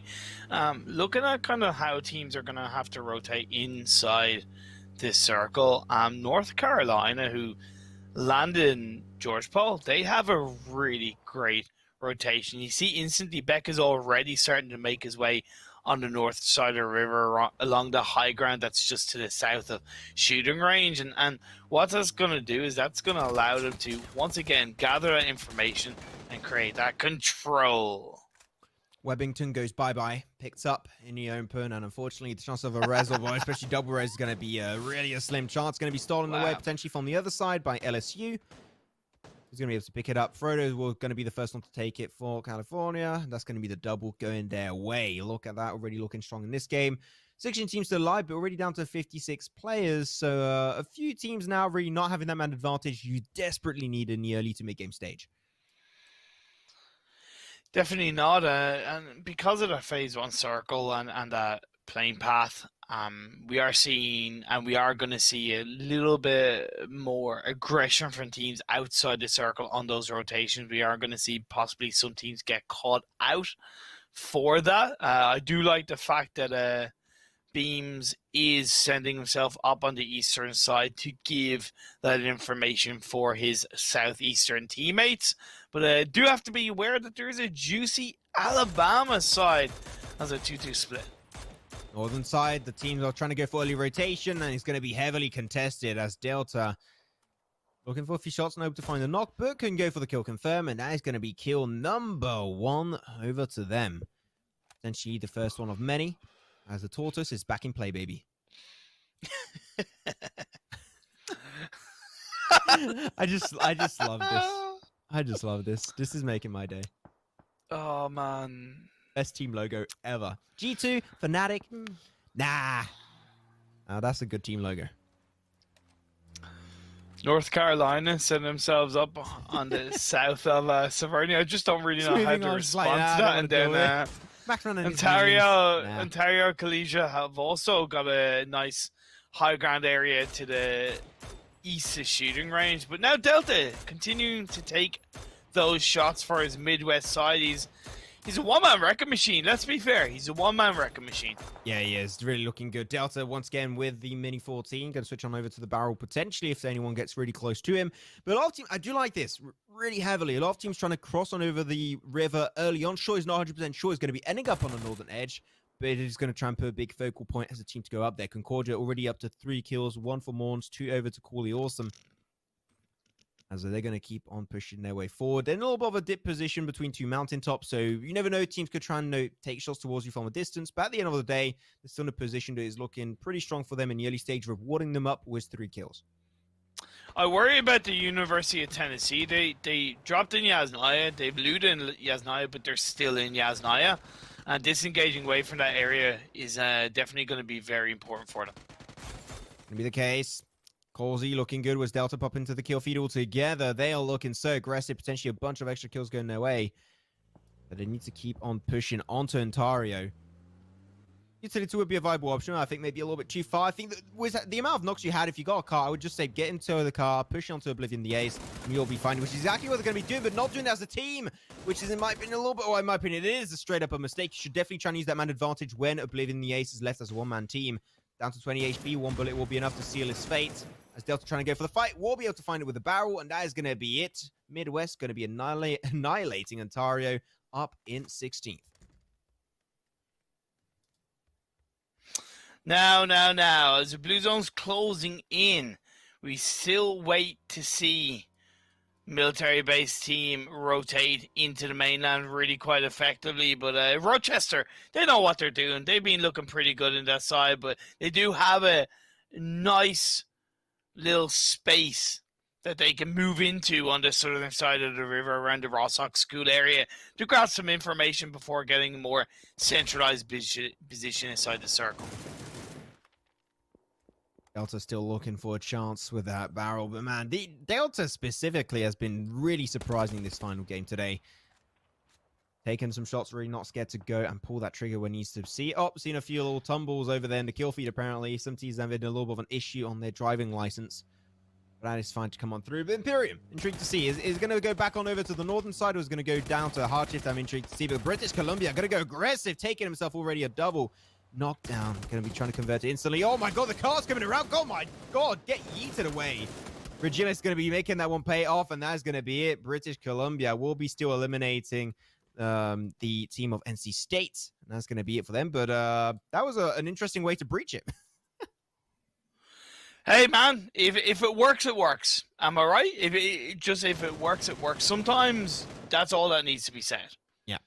There you go, just get yeeted with a car. You know, if you've got no more bullets or you've got no weapons, a car is still a very deadly weapon. The deadliest weapon, actually, in the game. Well, maybe not, but just as a meme, we'll say that it's going to be the case. Circle did center up pretty nicely in the more southern western edge. It's going to be encountering positions like Roshock and also the southern side of Severny / shooting range. So overall, there's a lot of position, but it's mainly going to be potentially finishing on the slope, where it's been happening pretty much the entire day today. We had slope finishes left, right, and center, and I think the teams are just fed up by now on those slope finishes. So we're hoping for a Roshock finish to go down south. And that's what I said about the University of Tennessee with their disengagement away from Yasnaya. Now they have to move into the circle. They've stayed in that city since their drop spot. They don't really have that much information, and it worries me. It really does worry me. Absolutely true. You see Here it is, also going to be going for their own respective rotation, trying to respond to this circle shift of phase 2. Still going to be a viable thing for them. Sneak attack, trying to sneak his way through, but unfortunately not going to happen. Colsey, once again, going to be popping to the kill feed for the good reasons, picking himself one knockdown onto UBC. The Concordia, I want to see this team really trying to move away from this location. They on the outskirts of Yasnaya Polyana in the field section. You got to try and regroup back as a team, or inside the edge of Yasnaya Polyana itself, or just leave the area as a whole. It's not in circles, I would say it's not worth it. Concordia, just get in the cars and get the hell away from this fight. But that's what I love about Sneak Attack's flank position, right? He was able to create enough of a distraction onto the University of Tennessee that the rest of the team were able to join back up together. And right now, are relatively safe. It's not the easiest, but it is relatively safe off the back of what Sneak Attack had done. But now Sneak Attack is trying to get into more of a high ground position where he can once again distract Tennessee. It's going to be a little bit more pressurizing for the rest of the Concordia teammates. But they're using the terrain and the dips around them to back off and, as you said, kind of disengage away from that Yasnaya area. Yeah, and that's definitely the viable option for them. Sneak Attack might be left behind, but you know what? If the majority of his team does make it out alive, it's still going to be worthwhile. Spancargo looking for a few opportunities. She's going to try her best for Central Florida to represent University. At the end, getting pushed up by the Southeastern team, and they were just destroying it last game on the Irango Imperium with 12 kills to their name. Got the information on Spancargo, but they're not feeling like they want to push it just yet, taking their really long time, which I think would be a little bit of a risk because they're in an open terrain, which they could easily get picked up by. Yeah, but you also have to tread with caution because they might not have all the information, as now the rest of the University of Central Florida side are looking to join up and give a little bit of support to Spam Cargo in the garage area. What I do like is that Big Butt Judy is maybe going to be able to provide that high ground sightline for the rest of the Central Florida side. You're right, Pluey's not going to spot it out. Going to take some heavy damage, trying to fight back. No headshots found just yet, unfortunately, on that trade-off. Now at least they know where one of the players are currently playing around those walls. Going to move on back, retreat. This is a position where you know you're going to get pushed on heavily by Southern Eastern. Ooh, they're going to disengage. I'm actually okay with that happening, but I think that they should try and do it like behind the main, like, you know, the little hilltops. So I think that overall that would have been maybe a little bit safer. But at the end, it's still going to make it up, pick enough speed, and they will be completely fine. But it seems like we do indeed have the circle going more further down south, which is still going to be a pretty heavy slope. And I would say here, where you want to go, northern side of Rostock. Take that box building and just spray all the teams that are fighting up north on the slope. Or you could take the very southern part of the north part of the river because that's downhill, so it's a low ground terrain. You're able to look up that hill up towards the members of Rochester and maybe make it work. Nice shot from Shabs, able to find himself one player of UTK. He's not the only player, and he's really down so damn low. One bullet or just a long distance grenade could still have a huge overlap and influence on this fight. Tennessee, still two-man team, Fluffy Wall, and also Redesta.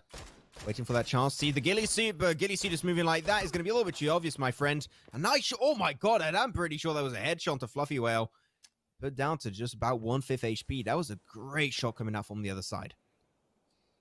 And, you know, these are outside the circle. Tennessee and UBC, they're outside the circle, so they really have to kind of move in, right? And for Tennessee, it's not really kind of looking too good for them because they're only down to 2 players. Yeah, indeed. That's going to be a little bit of an issue for them. A little bit of a pebble in their shoe on the long game. As Colsey trying to get back towards Delta, he wants to get the rest. Delta's been popping off this game. You want to keep him alive as long as possible. We're pushing versus a team that is really strong, and they just go for the instant shot. And that is going to be it. You see Wall taking himself an extra 2 frags. Oh, Midwest, go bye-bye. And now as the teams are going to be rotating into the circle, a little bit of action coming in on the western side as well as CTX. Going to be looking for SC, not quite Southeastern, are going to survive this. Yeah, pushing on Bauer. Chaotic once again, Southeast. Trying to get himself another great game if they potentially can, just like they did on Erangel game number 2. It's 12 frags. I remember repeating that already for the second time, but it was definitely a really worthwhile game to represent and, you know, showcase. Oh, nice. Looking once again for another kill. That's going to be kill number 2 under their belt. Still a lot to go for. The circle has been centering up in really good fashion, but it's about to close up once more. And I would love to see it end up in Rozhok because it would be a hard circle. And I'm evil, so I like to see these players suffer.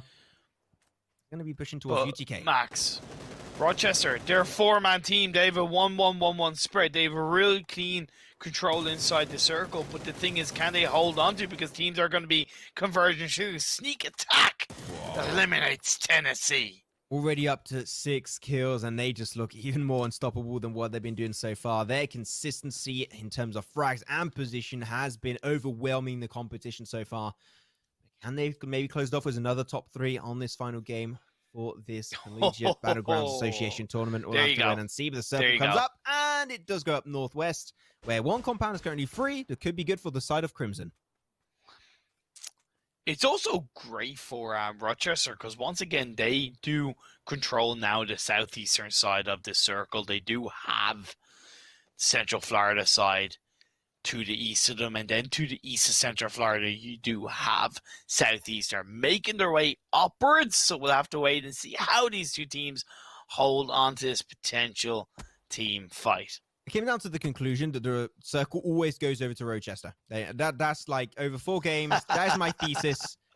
They're the circle magnet gods, and they always keep on getting it. So overall, we'll see if they're going to be able to use that one to their advantage. So far, they still have not got themselves a chicken dinner, but they got close on several attempts.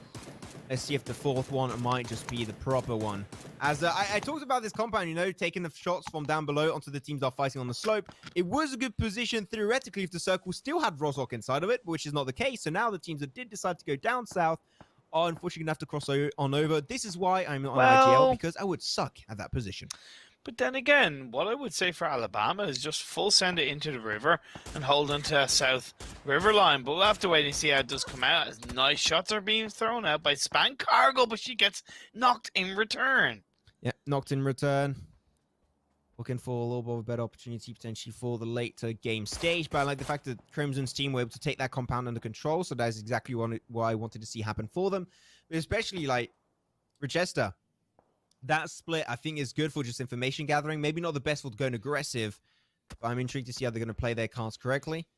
As UC Berkeley, having one of their players knocked away was Magnum. 2 players, also Frodo and Mitchie, were taken away early on. And now Shane's going to go for the spray and is able to find it indeed. That's a knock. I'm going to give him more precious time to go for the res on his fallen teammate. I don't get why Fear the Fork went in on his own, right? You're up as a full squad. You got to make those numbers count. As British Columbia trying to hold on, but not for long. Cincinnati are eliminated. Yep, Cincinnati, CLA to Alligator. Fun time having you around. You can go and now rest. I mean, rest is actually North America, so it's actually pretty somewhat early for them, I do believe. But at the end of the day, Mordy's going to be coming in with health hot with some SLR shots. But unfortunately, the SLR shots are not going to get those knocks just yet. He's going to be the last player currently standing for his team. It's going to be Sneak Attack.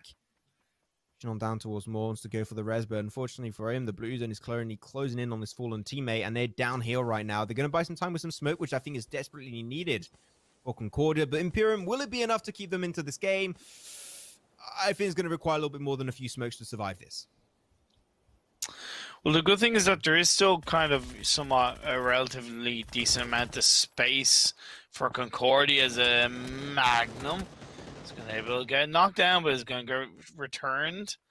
As Berkeley just trying to hold on. It's going to be Ihan Shane left on his own for this Berkeley side. And Magnum was feeling confident pushing with 1 HP. He was like, yep, yeah, you know what? God damn it, full send it. You never know. It could be a nice clutch happening for me, but it's not going to be paid off in that way. Flores on the state still got Fear to Fork, the man that really popped off in game 1. Then game 2, game 3, really haven't seen too much about him, but let's see if he can try and come back into the final game of the day. Don't know what to play. Gonna spot one.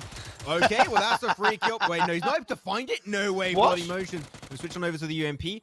The shot, well, that was like spot on. How does do those bullets not connect? I have absolutely no idea.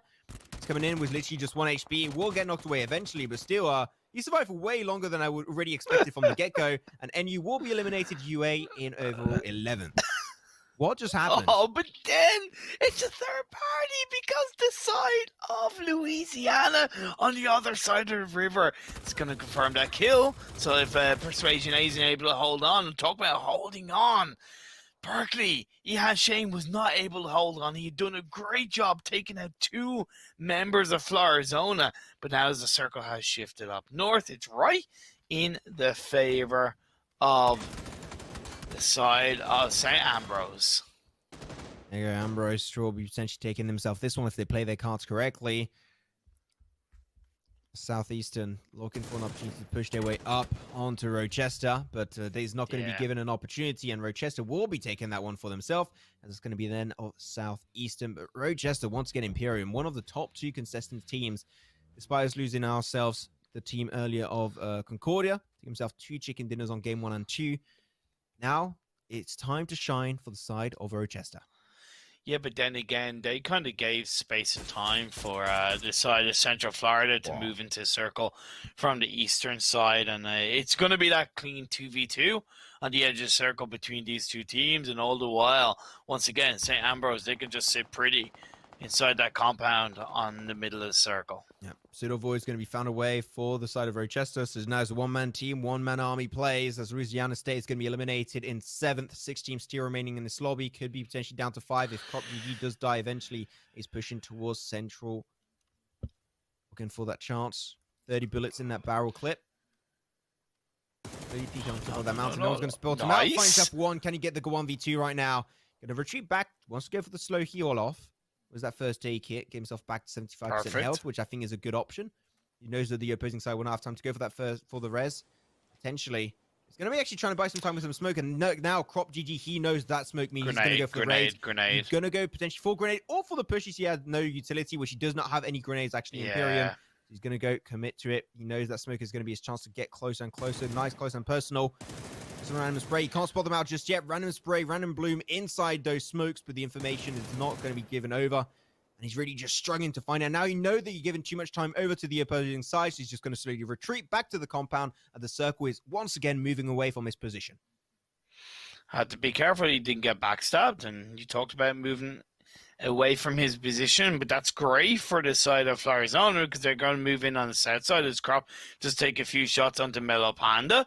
All the while, St. Ambrose now continue to look to control the area in the circle as Concordia still up as a 2-man team. Going to try and fight their way into the edge of circle from the northeastern side. Yeah.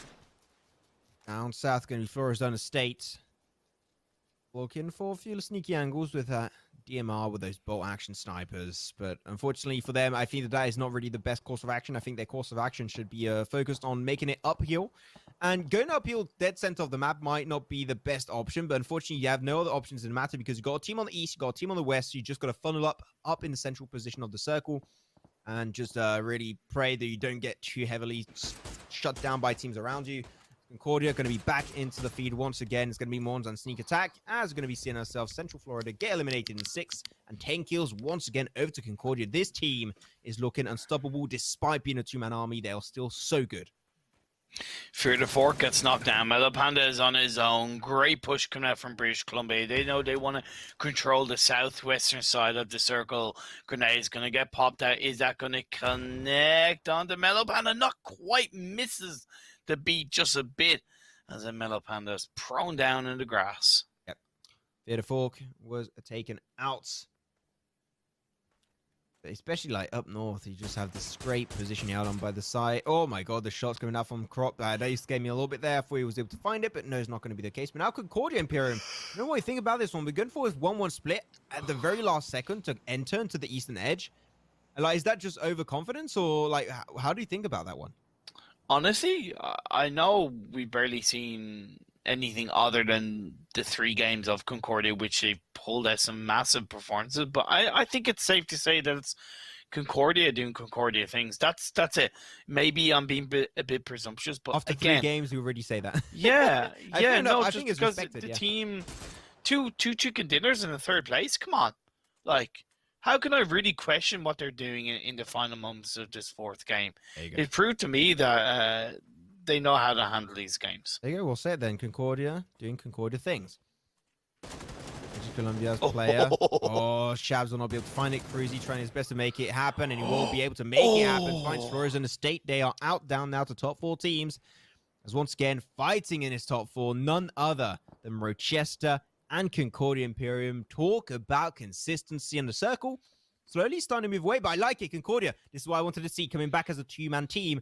They got Mons and Sneak Attack. He's going to be pushing that one on the own, but they find himself that initial knockdown, also making himself easier. They want to use that chance of that knockdown to push their way in. He's actually going to be crashing into this compound, exploding the walls, exploding those barricades. As utility wall coming out, Sneak Attack. They're taking 2 fights, like 1 fight each, Imperium. They're not fighting together, which I think would give them a huge edge on those fights. Sneak Attack. Oh my God. That door, gonna try and god. maybe find a few nice shots, but Sneak Attack, no fear, just fight. Going for the solo compound breach.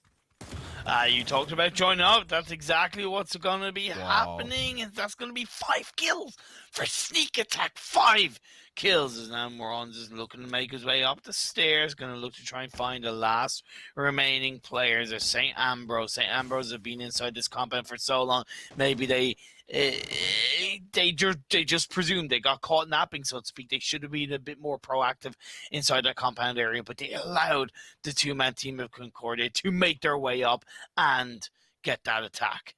You know what I said at the very start of the stream, right? This, despite maybe some teams not being really too well known for the public, this might still be the chance for these teams to make it and get their name on the map and get maybe the recognition they all deserve and make it to maybe a better stage of PUBG esports as a whole. More than 5 kills going his way. We did see the side of Rochester get eliminated in this game in a 4th. Now it's going to be another top 3 over to Concordia. That is 4 top 3s over 4 games. How mental is the kickoff of this tournament for Concordia? I was not expecting it. Sneak Attack finds it and lives up to his name. Find himself decent playing. And now they have full control of this compound. That's going to be another top 2 going their way. What an insane bunch of player for Concordia.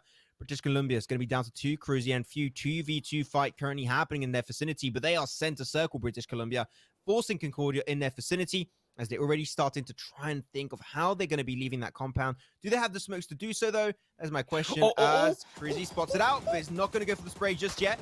Lost that opportunity, going to go for the secondary spray. We'll be able to find it eventually. That's going to be it for Sneak Attack. Down to a 1-man team. Will not be able to find it, but still, Concordia takes second. And British Columbia, after such a great Game 3, by the way, on Miramar, they're going to be rewarded over on Game 4. Man, really well played by British Columbia on the western side of the map in the last kind of 2 or 3 circles. They didn't have to do too much, but they rotated really nicely along the way, and they did get those aggressive pushes onto the likes of Florizona when they needed to. Again, just take control and stay controlling on that western side. But, man, with all due respect to British Columbia, we have to talk about Concordia, right? We have to. How much more are they going to do? This is only week 1, and we've seen 4 insane games from them. 2 chicken dinners, a 3rd place and a 2nd place. Wolves Esports, sign these boys up. I tell you what. I'm going to put my money where my mouth is, Max. I'm going to put my money where my mouth is. If Concordia don't win the CBA, if they don't win the CBA, no, sorry, if they do win the CBA, I will give €100 to the Play for Pink if they win. I'm putting my money where my mouth is. Okay. I'm putting my money where my mouth is. Concordia have impressed me so much. Sneak Attack, just the level of aggression and proactive play. Yes, did they punish more passive teams? Yeah, of course, but that's part of the game, right? If you're able to recognize a team's passive play and expose that, all the power to you. I do definitely respect that, and I think it's a good idea overall you bringing up the Imperium, but like, it's just they've been playing like really good positions. I think sometimes their rotations on, like, if I can find maybe something negative, is like they late from time to time, but they make up for that. Fair. With hyper realistic aggressive plays, and I think that just keeps on rewarding them with just really good fight opportunities. They pick up a bunch of kills along the way, and at the end they end up in, like, second position with so many frags to show for it. So overall, they has now deserved my respect. We're going to have a few replays coming on through. That's when Concordia started popping off into the kill feed, and they already had 3 kills in just the first 5 minutes of the game, Imperium, which is absolutely mental coming out from this team. But also Delta of Midwest, like this game, like the long distance shots, which is so consistent on his end. We also, got the most damage, 1,879 damage from Delta. Incredibly good coming out from them. And even as we will be able to kind of show the overall standings after those four games, it's such a great, just such a great set of games, and that Erangel game kind of ending once again on, I would say, some awkward hillside to the north of the river. It did test a lot of these teams, and if you're not super familiar with the Erangel game, with the Erangel map, and kind of every inch of the terrain, navigating around it is very tricky, like very, very tricky. I do have to agree on that one, but there you go. Now we're getting towards the late stage game where really it was just Concordia pushing anything that was moving in this lobby. They saw Tennessee for the push onto the gas station, found the kills, did so almost the entire game.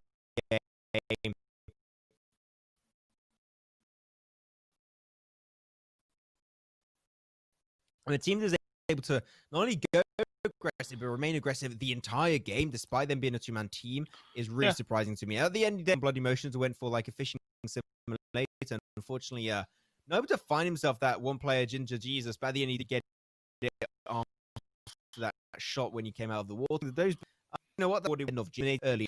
Look, Rochester impressing me as well. Like Rochester, North Carolina, and Concordia, three teams that I really have my eyes on coming into the next couple of weeks of gameplay. Yeah. I think it has to be also British Columbia. Like, I mentioned it onto this game number 3 on Miramar. They had a great southern position, uncontested. They had the high ground position. And even though the circle was hard shifting away from them in the northern ground, like a few times in a row, I think that they really showed that here they have the potential to take chicken dinners when the cards and when the situation goes right in their favor. They used the cards perfectly, and they did reward them with a fourth and final game that did end up in a chicken dinner. So overall, British Columbia also a team that I think maybe not as consistent as we saw from Concordia and maybe a few other teams in this lobby, but I think overall they do deserve and are deserving of respect into this game. Definitely. So it's going to be really good for them, as the CGS I am now said is updated, so we should be potentially able to see the overall standings, Imperium. Yep.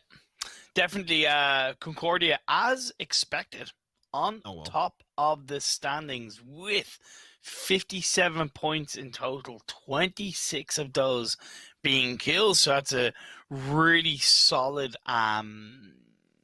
balance, right? That's a really solid, kind of 26 kills, 57 points. So 31 of those being placement points, which is really good. Of course, off the back of 2 chicken dinners, that was going to be 20 points instantly. And then Rochester, second place with 44 points, and North Carolina in third with 43.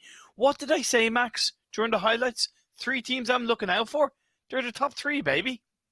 I think that was not very hard to spot out, to be honest, because they were just actually doing so good. But you know what? I'll give you that one, Imperium. Thank you, but yeah, thank you. British Columbia also, like the team that I thought was doing pretty good. Not many as consistent. Game 1, Game 2, not really their outstanding performances. Game 3 and 4 is when they really started shining up. So I think that if they can try and, perform on those bases, maybe not always chicken dinner worthy, but at least stay consistent in terms of frag power over the next few Mondays of action, I think they can definitely try and climb into that top 3 position and also remain there for the entirety of this tournament. So overall, British Columbia, really happy with them.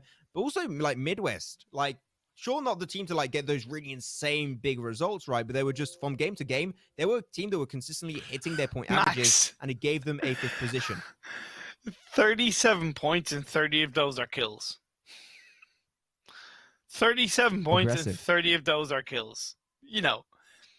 And that's kind of okay. It's not ideal, because you do want to have that, as I said, that balance between placement points and kill points. But if you aren't able to get those placement results, at least grabbing those high kill points, it's going to make a huge difference. But what I really like is that Concordia has a 13-point advantage over second place. That's over a chicken dinner. So they're over a chicken dinner in the lead.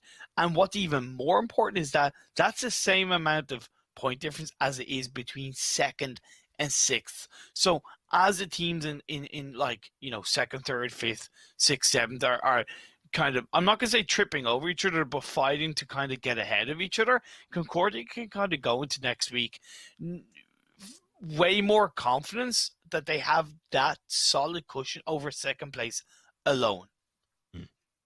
I have to agree on that one, Imperium. But with that said, once again, our top 3 for today going to have Concordia in top 1 position after today, with just stellar consistency and performances all around the board on both Miramar and Erangel, with 57 points to show for it. Second position will be Rochester Institute of Technology in second position with 44 points. Then there's going to be North Carolina State University in 43rd.